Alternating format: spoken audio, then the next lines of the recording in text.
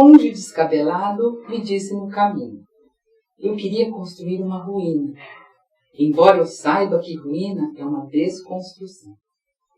Minha ideia era de fazer alguma coisa ao jeito de tapera, alguma coisa que servisse para abrigar o abandono, como as taperas abrigam.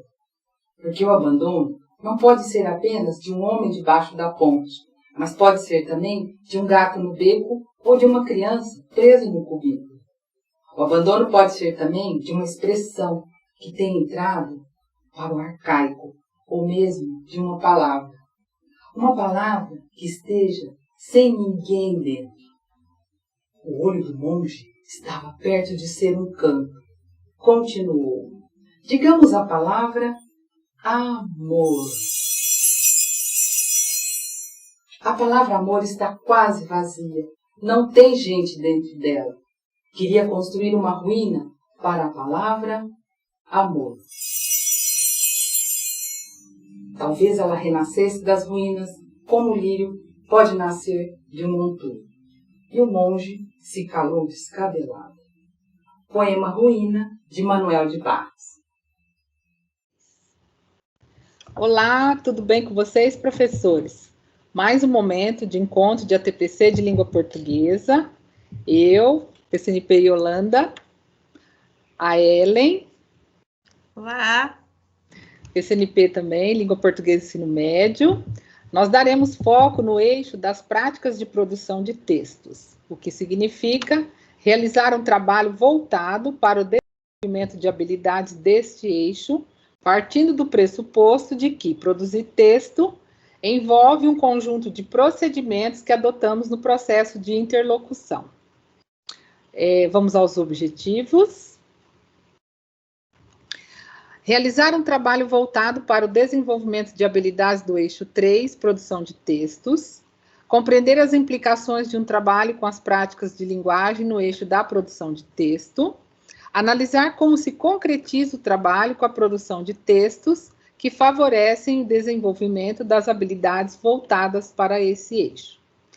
Nós daremos início apresentando um vídeo de Jaqueline Peixoto Barbosa, docente da Universidade Estadual de Campinas, da Unicamp, sobre o que e como são as práticas de linguagem contemporâneas.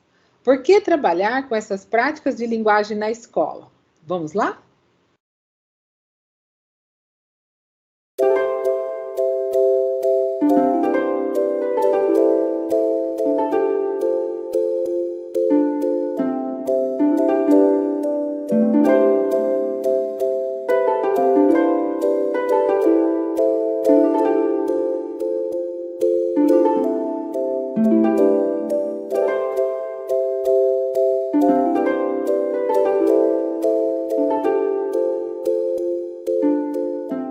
A BNCC vai propor uma ampliação em relação aos letramentos tradicionalmente considerados pela escola, né? O que a escola costuma considerar hoje, né, são, na grande maioria dos casos, claro que tem exceções, mas são os chamados letramentos da letra, ou seja, né, pensando muito mais a questão do escrito e do impresso, né? A partir da base, se tem aí uma ampliação desses letramentos, então pensando também a questão dos textos que envolvem imagens, imagens estáticas, imagens em movimentos, pensando também a linguagem sonora, pensando, enfim, pensando outras linguagens, né? Não que isso já não tivesse previsto, por exemplo, em outros documentos curriculares, mas é que a ênfase hoje é porque os textos que circulam, né, hoje socialmente são muito mais multissemióticos, multimodais do que os de antigamente. Então, a base vai propor ampliação desses letramentos. É para abandonar os letramentos da letra, não é mais trabalhar com a escrita do texto convencional, a linguagem, né, verbal ali, tanto oral quanto a escrita? Não, não é isso, né? Na base, inclusive, está dito que essa ainda é uma linguagem a ser privilegiada, né? A linguagem verbal ainda é para ser privilegiada e a escrita em si também. Mas se quer dizer que é preciso ampliar esses letramentos. A ampliação desses letramentos também tem a ver com os letramentos considerados também no que diz respeito a serem ou não valorizados socialmente. A escola, ela, durante muito tempo, né, ainda hoje, ela lida com alguns letramentos tidos como mais valorizados. Então, os letramentos das culturas locais, né, os letramentos das culturas juvenis, por exemplo, as práticas, né, de linguagem das culturas juvenis, as práticas da cultura digital são colocados, né, não são considerados, digamos assim. E o que a base traz também é a possibilidade de consideração desses letramentos.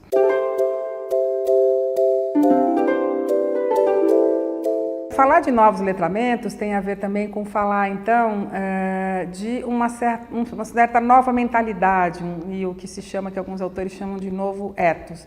O que é essa nova mentalidade e esse novo ethos aí, que constituem os novos letramentos? Então, primeiro tem aí, né, o envolvimento das tecnologias, sobretudo das tecnologias digitais de informação e comunicação. Mas não basta usar tecnologias e ferramentas digitais para que seja considerado um novo letramento. Né? Novos letramentos têm aí características que dizem respeito, por exemplo, a ter um processo de produção mais colaborativo, mais compartilhado, né? Portanto, supõe mais interação, supõe uma produção menos hierárquica, supõe ali uma certa hibridização de papéis, né? Depois da Web 2 e da disponibilização das ferramentas digitais, hoje qualquer um de nós grava um áudio, né? Faz um vídeo, a gente vive hoje um hibridismo de papel. Né? Que é o hibridismo de papel? A gente não só consome conteúdos, né, mas a gente também produz. A gente não só, né, lê, mas a gente também é autor. Né? Então, alguns autores, inclusive, vão fazer uma brincadeira terminológica. Né? A Roxane Rojo, por exemplo, vai falar de lautor, para dizer, né, leitor mais autor. O Kanclinic, né, um antropólogo, vai falar de prosumidor. Né? Quer dizer, é um produtor, não sou só consumidor, eu produzo também. Então, temos essa hibridização aí de papéis. Né? Antes da Web 2, o que a gente tinha enquanto fluxo comunicativo? Falando para muitos. Assim era a televisão, assim era o rádio, assim era o jornal, assim eram, né, os meios de comunicação mais usuais. Com o Web 2, o que acontece? Né? Muda o fluxo de comunicação, nós temos muitos falando para muitos. Né? Então, isso traz vantagens e boas vantagens, então tem uma certa democratização da possibilidade de dizer, né? Mas traz também questões ligadas à confiabilidade de informações, a uma qualidade aí dessas participações. Né? Essa é uma questão atual aí que a escola tem que se haver.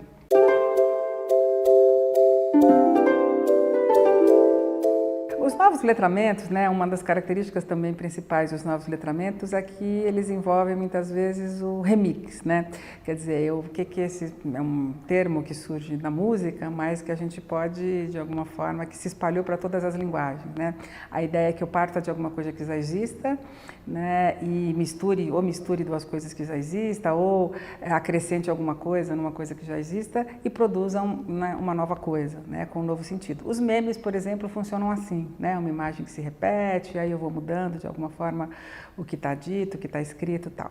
Né? Então, esses processos de remixagem, né, de hibridizar, misturar linguagem, misturar coisas, de fazer paródias, né, são características também marcantes dos novos letramentos. É claro que está pressuposto aí um outro tipo de relação com o direito autoral. Né? Porque se eu pego livremente o que já existe e uso, eu estou pensando, né, que os direitos são livres e tal. E é claro que na web ainda tem muita coisa que tem direito autoral e coisa que não tem direito. Então, isso também é uma coisa que eu preciso aprender aí a discriminar, né? Onde a questão do direito autoral é importante, né, e precisa ser respeitada, e onde você tem produções que já propõem ou funcionam, né, de um jeito diferente, e eu tenho até eventualmente aí direitos livres, aí, licenças livres e tal. Né? Isso é importante de ser trabalhado.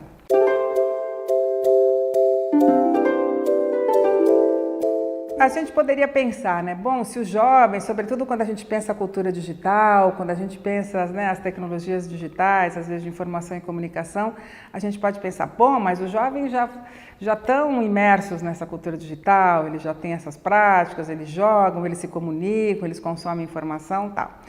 Bom, mas usar é uma coisa, né? A questão não basta usar. Usar não significa que use com ética, com responsabilidade, né? E mesmo que as produções sejam qualificadas, né? Do ponto de vista estético até.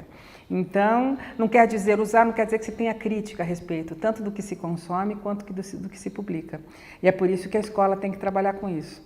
Né? Quer dizer, eu acho que representa um grande desafio para os professores.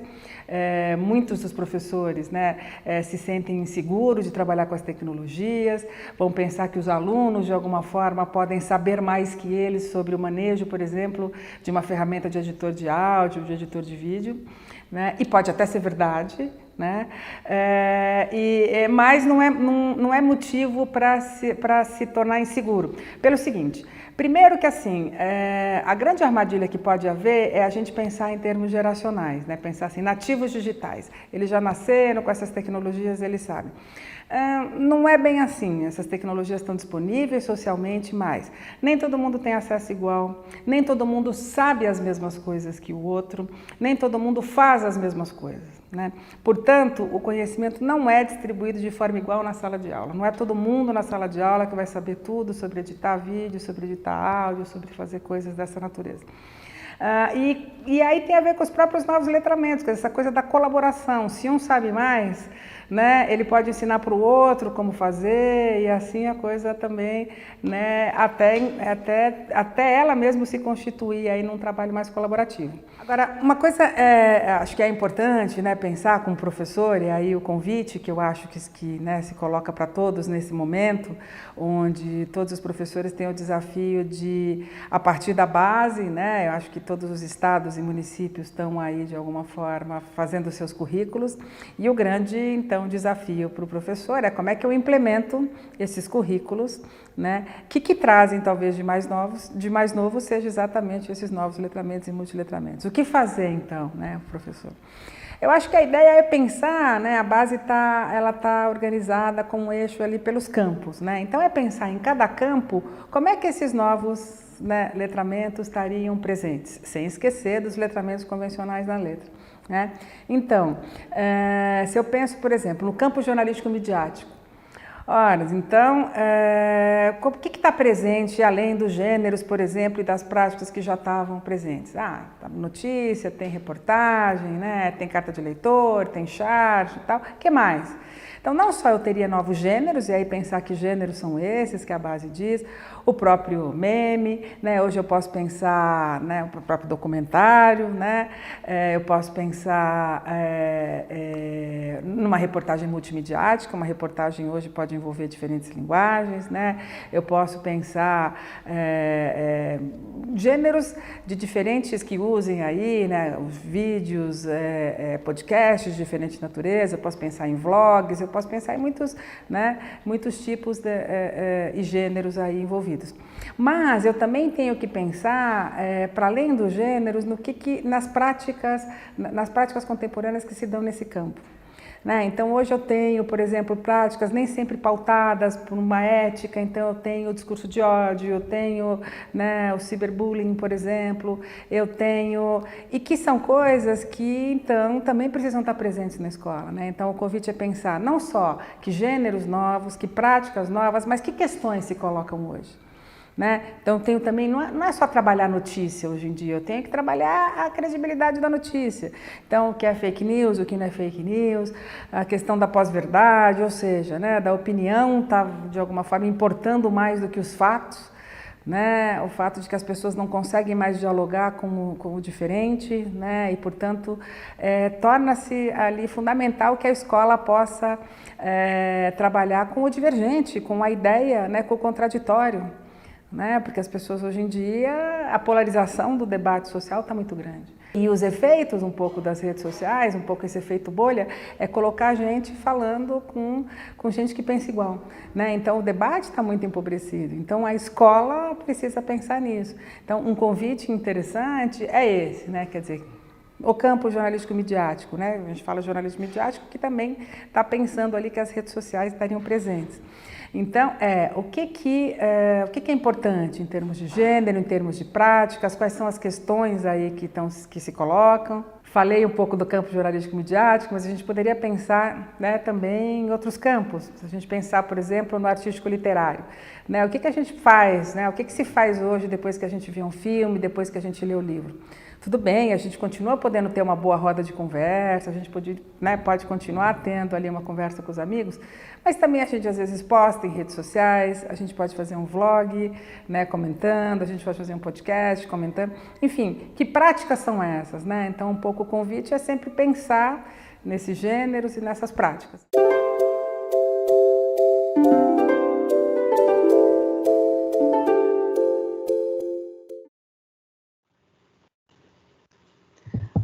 Como percebemos, as práticas de linguagem contemporânea significam o uso da língua em situações de interação social.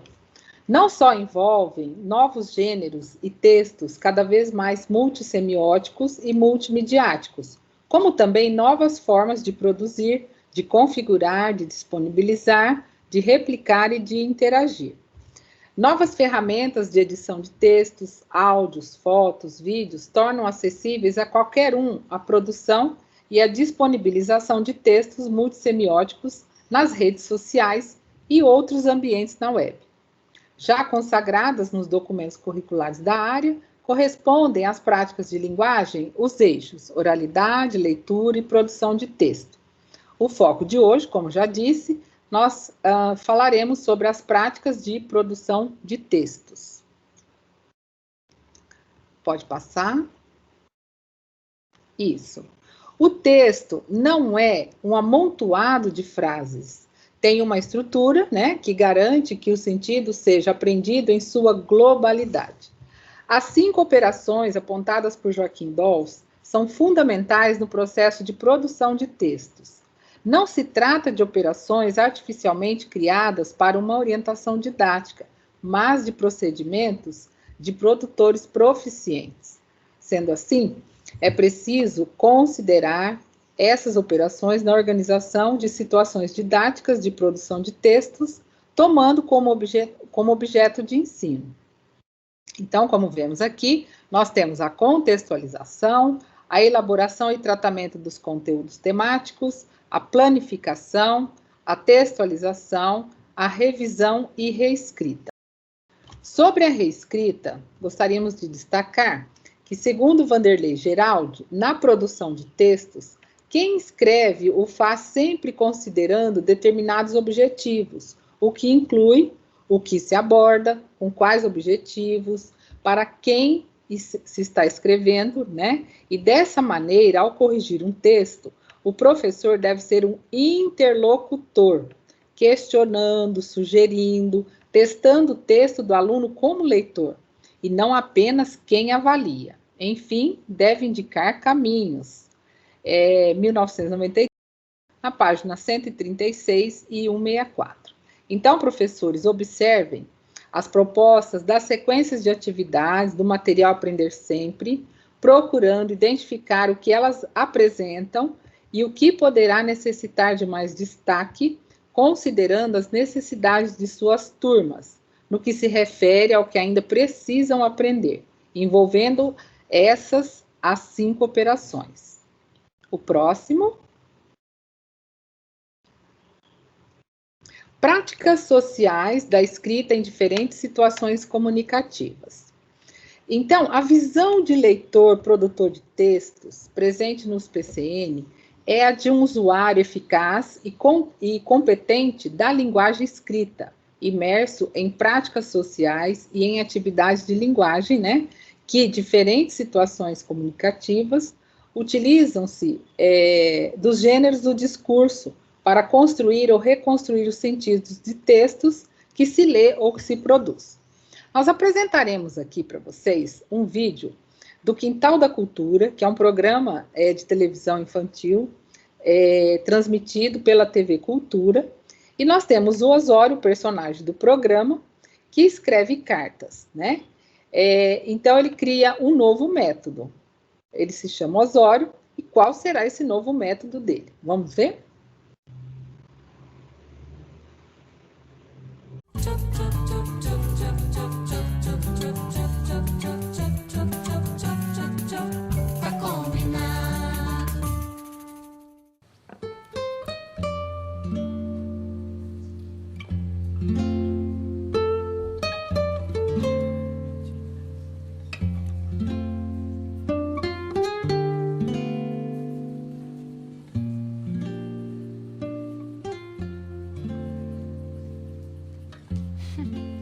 Escrevo cartas? Mas escreve cartas? Puxa, mas como é que funciona isso, hein? Escrevendo assim, eu pego um lápis, um papel e escrevo a carta. Sei. Nunca tinha visto isso. Eu escrevo cartas. Você quer observar como acontece? Então fica aí quietinho no seu canto e observa como acontece. Vai chegar uma pessoa, vai me pedir para eu escrever uma carta. Assim, é simples. Tá. Olá! Olá! Como vai a senhora? Com licença, eu gostaria de escrever uma carta, senhor escrevedor de cartas. Uma carta para quem? É para a minha filha. Sua filha? É Maria. Maria. Isso, ela mora em Taubaté. Taubaté, cidade boa, conheço. Mas assim, especificamente em Quiririm. Quiririm, um bairro, conheço Isso, também. conhece? Quiririm. Que beleza. Isso, Então posso começar? pode ditar. Olá, Olá, minha filha. minha filha. Saudade Dades, da mamãe. mamãe. Escrevi mamãe em maiúsculo, que é para destacar bem. Que lindo. Pois então, meu aniversário está chegando Gando, e eu gostaria de fazer uma linda festa. festa, Que será muito. muito, É muito. muito, É muito. muito animada. Perfeito. Muito animada. Animada. Animada. Adoro essa palavra animada, É adoro. bonito. E quero muito que você venha. Venha, E não precisa trazer presentes. Presentes. Não precisa, porque a sua presença é o que basta. basta. Isso, um beijo da mamãe. Mamãe, Te amo. amo. Não precisa. Tá bom. Tá ótimo. Pronto, Pronto. tá escrita. 5 orifunfas. 5 orifunfas, Cinco olha. orifunfas. Deixa eu pegar aqui. 5 orifunfas, mas que moleza! Nossa, que trabalho fácil! 5 orifunfas pra escrever uma carta! Quer saber? Eu acho que eu vou entrar nesse negócio também, Vou abrir meu próprio lugar de escrever cartas! Fui! Bom, tá aqui agora. Já escolheu. Rosa. Muito bem, já escolheu o seu envelope. Será colocado hoje mesmo no correio, viu? Perfeito. Que bonitinho. Muito obrigada, De viu? nada, volte sempre. Tchau. A senhora é muito simpática. Tchau.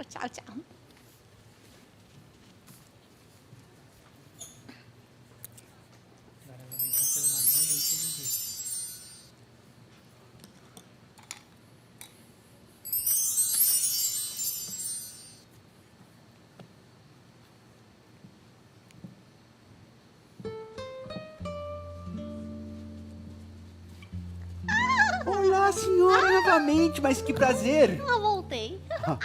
Vai mandar outra cartinha para sua filha? Não, meu querido. Dessa vez é para o leiteiro. É uma reclamação. Escreve aí. Olá, senhora!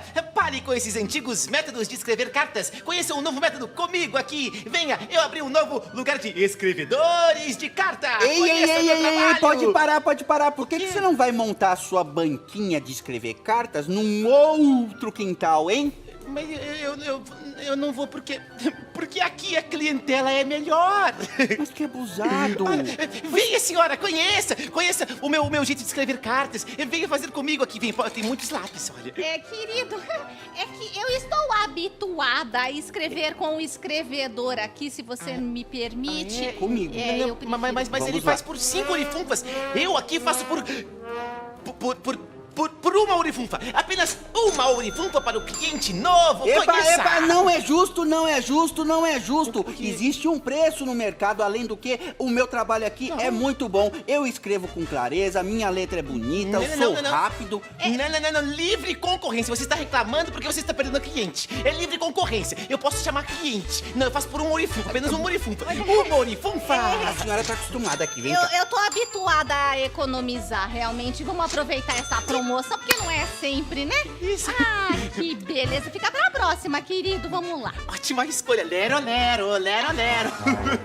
Então vamos experimentar. Vai lá, Pode menina. falar, Escreve pode falar. assim. Olá. Deixa eu só achar um lápis que tenha uma ponta. Pronto. Achou? Achei. Pode falar. Oi, tudo bom? Não, Pode começar. é pra carta, meu filho. Escreve olá, Ah, sim. Olá. senhor leiteiro. Gostaria de fazer uma reclamação. O senhor sabe que eu estou acostumada... Leiteiro. Olá, senhor leiteiro. Só isso? Vamos de novo. Olá, senhor leiteiro. O senhor leiteiro sabe que eu estou acostumada a tomar o leite que não é desnatado, mas dessa vez o senhor me entregou... Sabe que eu estou acostumada com o quê? Com mais ligeireza.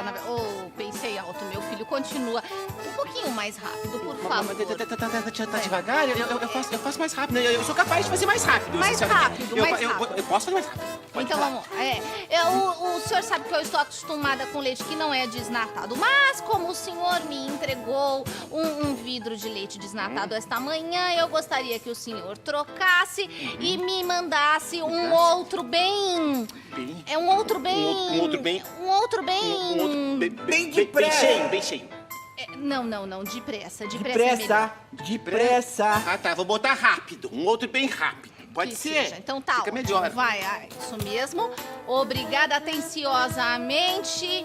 Eu mesma. Tá excelente. Posso dar uma olhada? Pronto. Perfeito, viu? Que beleza que está. Isso aqui que é isso? O quê? Mas que é isso? O quê?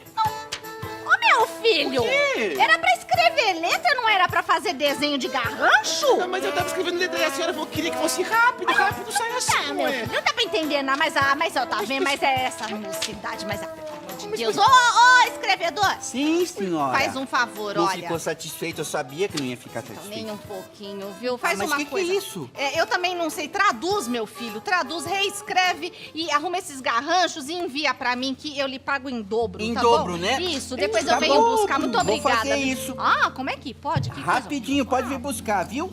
Mas não é possível. Ela vai pagar em dobro pra você. Ah, eu sou mesmo um fracasso. Ai, não. Calma, Ludovico. Eu apenas queria ser um empreendedor, mas o mercado é cruel. Ludovico. As pessoas são chutadas pra fora dele. Ludovico. Eu não sei. Ludovico. Para com isso, Ludovico! Ai, Para com isso, Ludovico. Ludovico, calma. Você achou que o meu serviço era uma brincadeira assim, né? Qualquer um fazia. Viu só? Calma, Ludovico. Eu tenho certeza que você tem algum talento aí dentro. Todo mundo tem um talento dentro de si. Eu tenho certeza que aí no fundo existe um talento. No fundo? Aqui. Ai, senhora, obrigado pelas palavras de estímulo. Tem razão, eu acho que eu devo ter um talento. Lá bem no fundo, Claro assim. que tem. Eu tive uma ideia, Osório. Uma ideia genial, Mergulha lá fundo. empreendedora. Isso. Eu já volto. Obrigado, Osório, você Tá bom, é mergulha demais. dentro de si.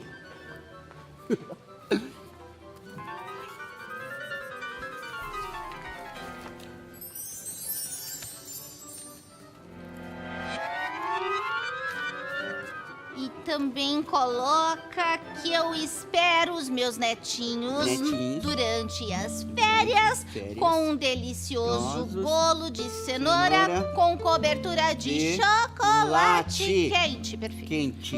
Beijos da Bobó. Vovó maiúsculo pra destacar bem. Perfeito, Bem. meu bom. Perfeito aqui. Ah, que Agora é só colocar. Ah, que lindo. Ai, meus netinhos, entregar essa carta pra eles, mas eu queria tanto que fosse uma lembrancinha junto, mas eu não sei o que é. Uma lembrancinha? Eu gostaria. Uma lembrancinha, senhora está... Eu tive uma ideia. Eu tive uma brilhante ideia. É? E se a senhora enviasse junto com a cartinha que eu acabei de escrever, um retrato? Um retrato? Sim. Mas como? Eu tenho um amigo excelente, um fotógrafo aqui, ó, da pontinha da orelha. Aonde que está? Ali, ó, bem atrás da senhora. Oi. Ó. Ele é ótimo. É bom mesmo? Muito bom. Ai. Oi, rapaz. Oi, senhora. Queria queria tirar uma foto com você. Ai, claro, eu estou aqui com a máquina esperando a oportunidade. Que Só bom. um minutinho. A senhora quer uma ajuda? Quer uma ajuda? Isso. Ótimo. Pronto, agora Agora a senhora faz uma pose bem bonita. pose bem bonita. Bem bonita e um sorriso bem um pouquinho mais só favorecendo a câmera. É isso, obrigado. Obrigado, agora sorria. Pronto! Opa. Oi! Maravilha. A foto tá aqui, eu vou revelar e aí eu mando junto com a carta que a senhora escreveu com a senhora. Tá? Olha, seu pagamento, muito bem pago. Coloca junto então, viu? Obrigada, viu, meu filho? Tchau, Imagina, tchau, obrigada, tchau, Senhora, tchau. volte sempre. Até logo! Puxa, Viu só? Osório, você Viu tinha só? razão. Olha, eu consegui. Eu tirei a fotografia e ainda consegui as minhas primeiras orifunfas. Que maravilha. Ludovico, para um minutinho. Quietinho. Ludovico, a máquina está com a tampa, ela está tampada. Você não tirou a foto, Ludovico. A máquina está com a... Ai, Ai, caramboletas. Ai, Ludovico. Eu acho que... Ei, senhora! Dá pra voltar aqui rapidinho, só pra gente refazer aquela... Senhora! Senhora! ai, pessoal. Viram só? Eu tenho certeza que o Ludovico tem algum talento. Ele só precisa encontrar, né? Até mais, pessoal.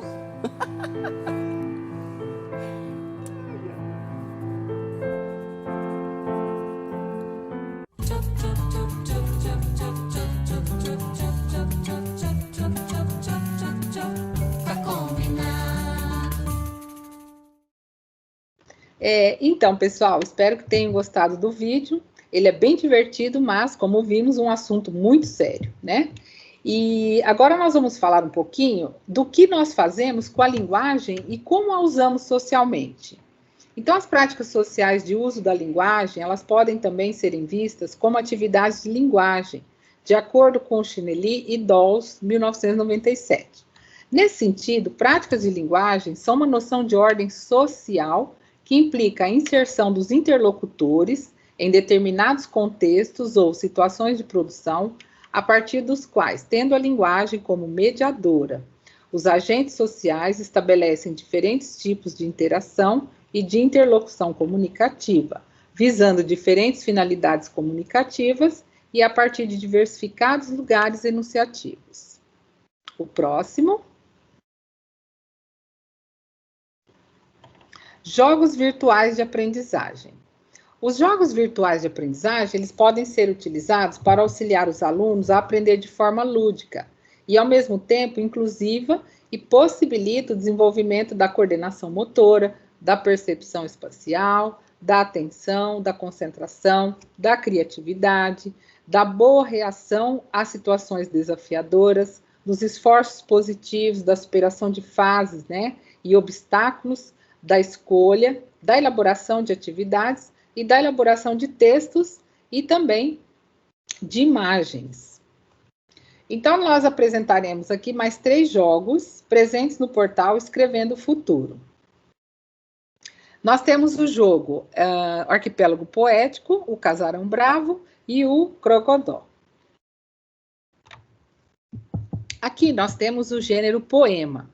Então, a construção do poema precisa se transformar em uma brincadeira com a linguagem poética, contendo sons, imagens, ritmo.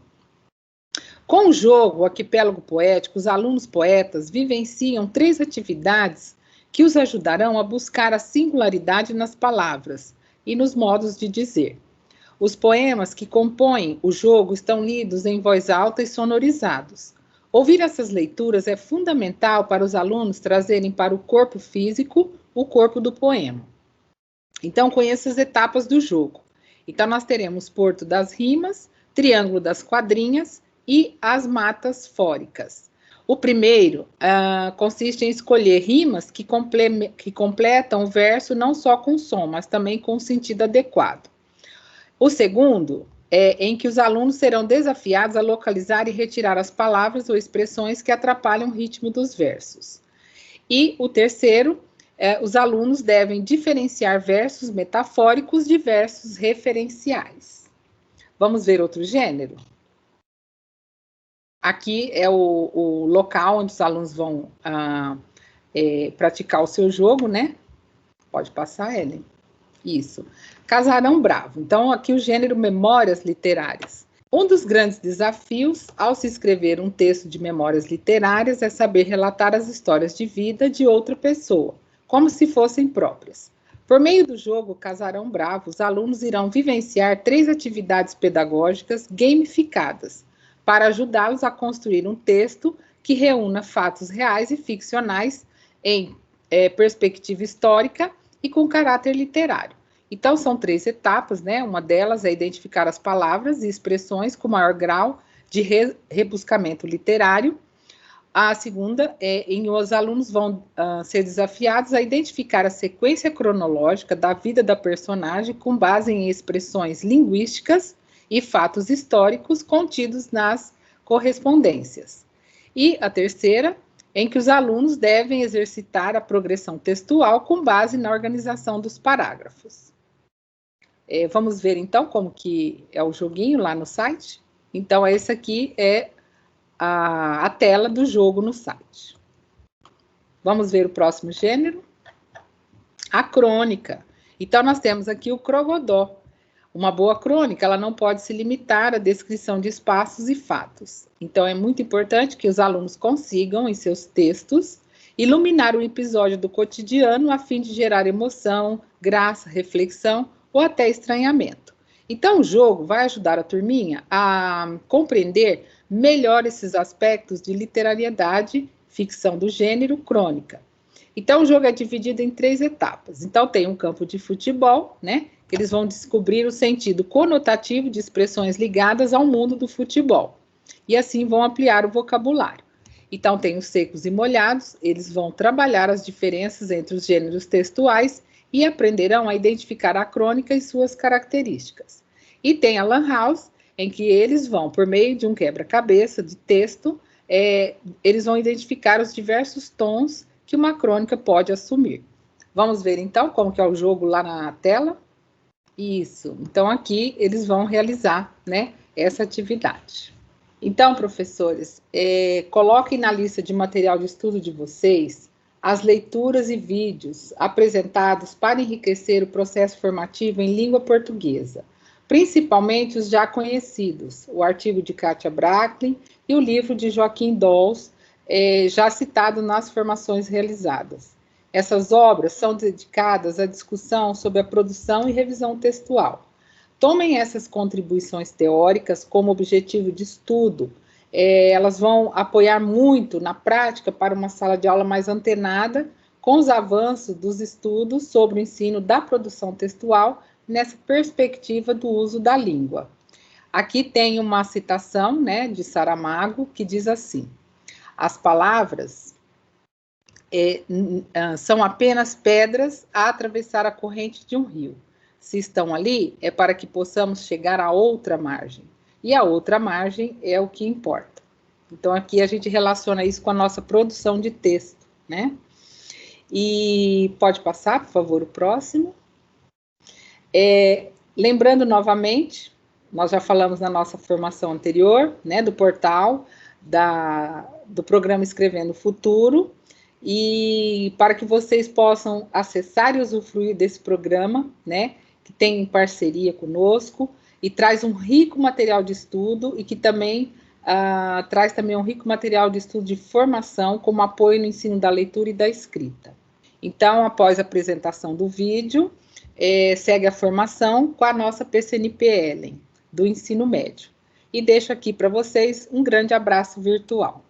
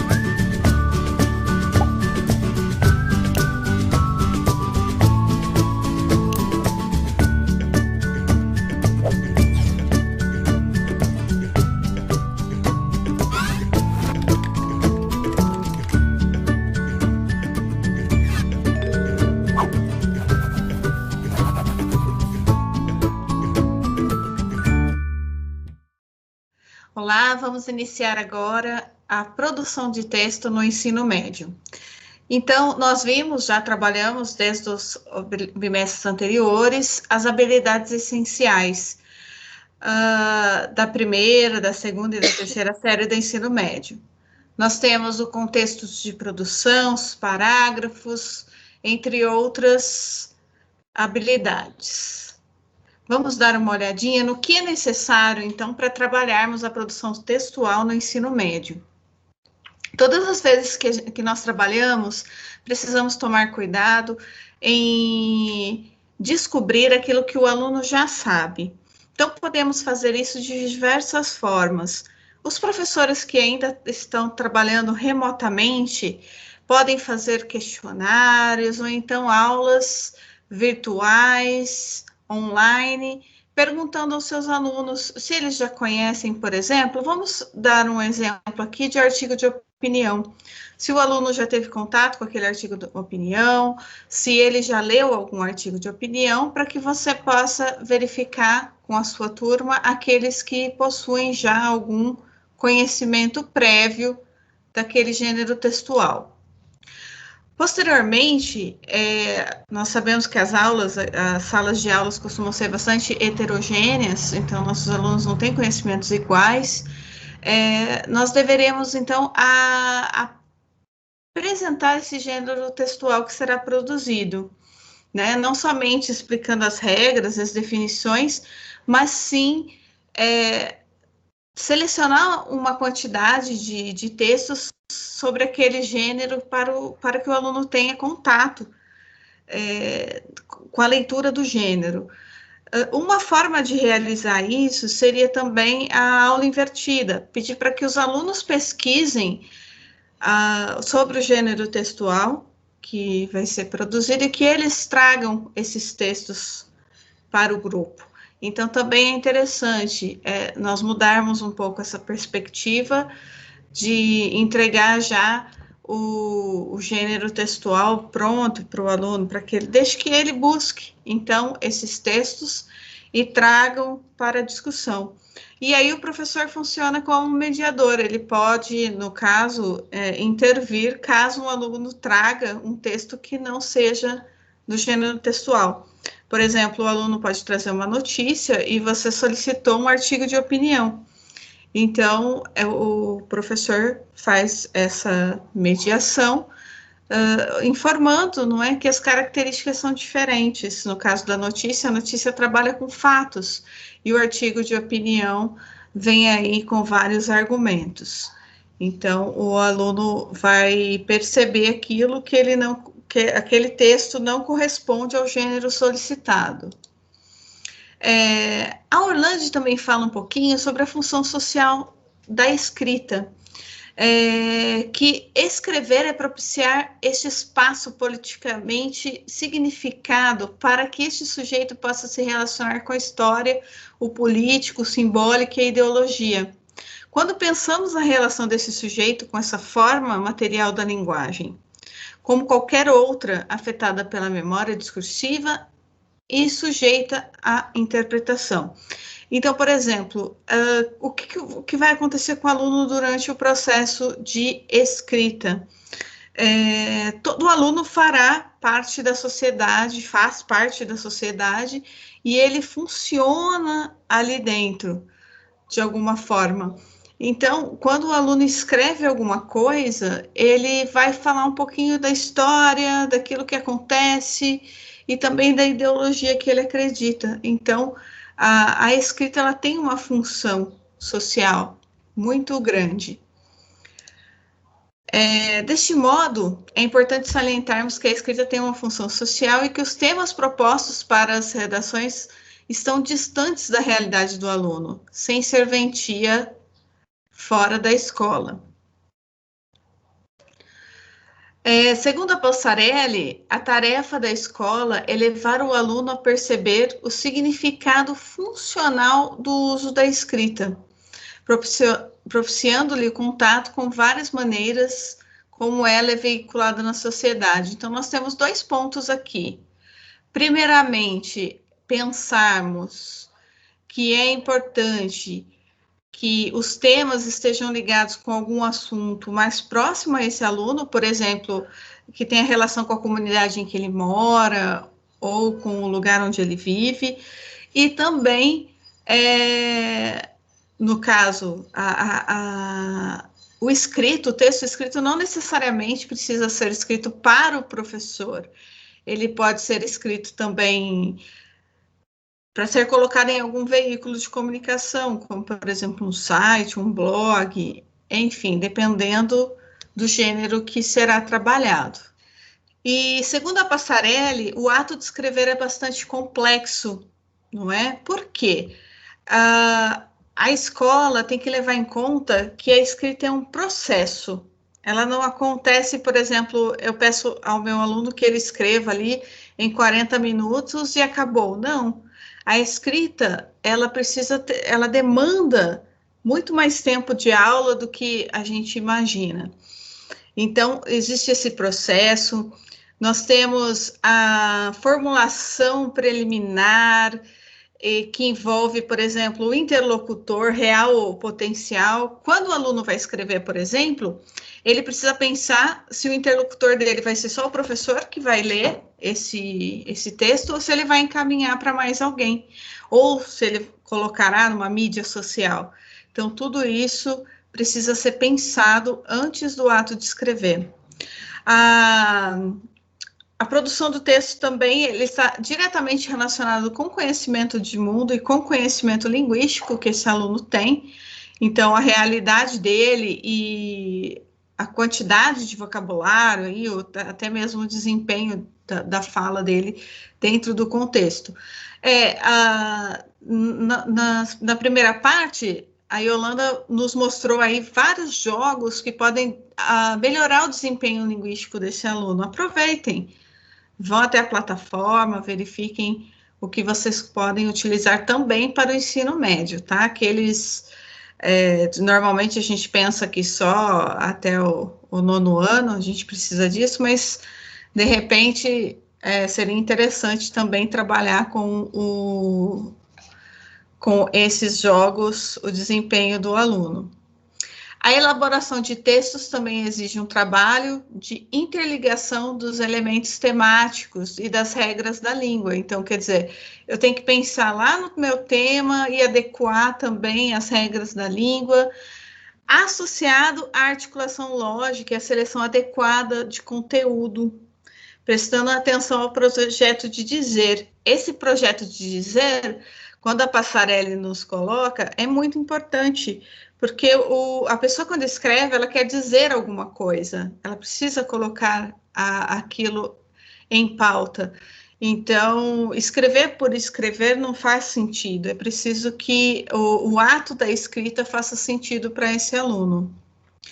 Então, aqui nós temos que a prática da escrita, segundo a Bracklin nos aponta, é preciso definir o leitor do texto, então a gente precisa saber quem é o nosso interlocutor, dizer qual a finalidade do texto, para que eu vou escrever esse texto, para quem, estabelecer onde o texto vai circular, então vai ser na internet, ou vai ser em um papel, determinar o portador do texto, né, que no caso seria isso mesmo, não é? Se ele vai em um livro, se ele vai num site, em um blog, propor o gênero a ser produzido, se será uma notícia, um artigo de opinião ou algum outro gênero textual, e combinar de que posição social o autor vai falar. Segundo a Passarelli, nós temos etapas no processo de escrita. Nós temos o planejamento, que seria definir um tema e um gênero. Então, a gente precisa ter isso definido nesse planejamento, detectar informações relevantes para o texto, então aquilo que eu preciso saber antes de escrever o meu texto, e a seleção dessas informações.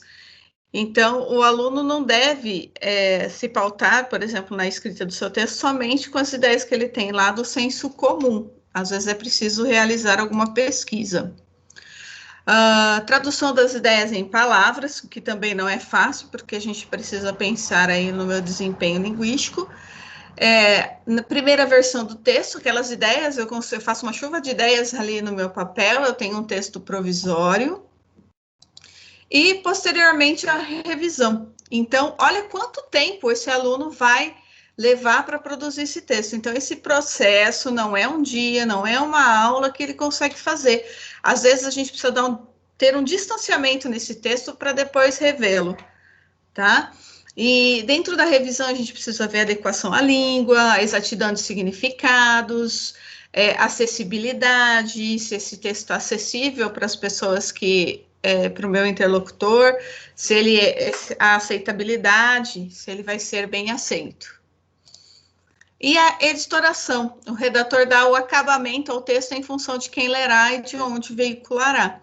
Então, é muito diferente de eu entregar uma redação ao meu professor, o meu texto, independente do gênero textual, em uma folha para o meu professor, ou colocá-lo num blog, por exemplo, onde eu tenho que fazer um outro tipo de acabamento. Aqui para vocês eu deixo a indicação do livro Ensino e Correção na Produção de Textos Escolares, da Lilian Passarelli. Se vocês quiserem lê-lo, é muito bom, tá? Bem legal mesmo, ela trabalha também com vários tópicos de correção de textos, então é bem interessante. E retomando aí o que a Yolanda falou para nós, o processo, então, da produção de texto em função de uma situação de comunicação, onde nós temos a contextualização, que nós já falamos, a elaboração e tratamento dos conteúdos temáticos, a planificação, a textualização, aí a revisão do texto. Então, independente do autor, de qual autor nós resolvamos aí trabalhar ou estudar, nós temos a escrita enquanto um processo, tá bom? Para os professores que estiverem interessados, nós temos a plataforma Neuron.ui, aqui está o site do YouTube, também vai para vocês na bibliografia, e eu vou passar um vídeo aqui para nós, da Secretaria de Educação, de como acessar, e é uma plataforma onde o aluno pode redigir os seus textos e o professor também tem acesso para realizar eventuais correções, ou até mesmo conseguir mediar aí a produção do texto, tá bom? Então, fiquem à vontade para fazer essa análise aí da plataforma.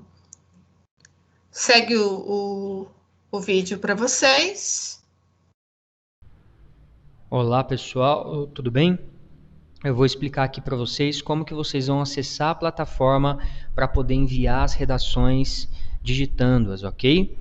Pessoal, é o seguinte, vocês vão entrar aqui no sistema pelo computador e o endereço que vocês vão colocar é eneuron.pontui.com.br. Então, vai chegar no computador eneuron.pontui.com.br e vocês vão ver esse endereço aqui.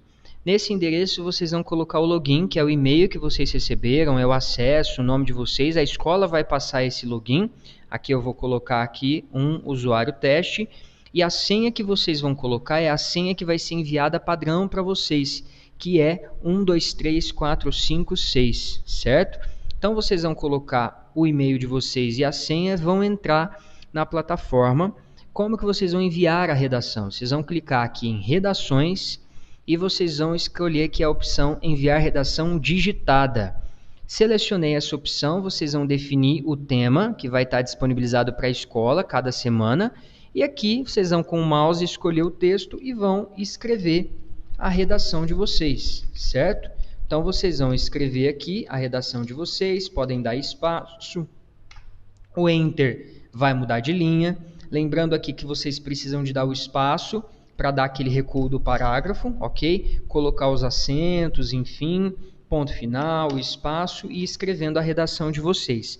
E depois que vocês tiverem escrito todo o texto de vocês, vocês vão enviar a redação. Vou mostrar como que acontece aqui. Então, aqui vamos imaginar que esse é o seu texto, que está aqui escrita a redação, e aí está o texto escrito. Você selecionou o tema, você vai enviar a redação, vai dar aqui um OK, e a redação vai aparecer aqui na aba em espera, no dia e horário que você enviou. Pronto, não precisa de fazer mais nada.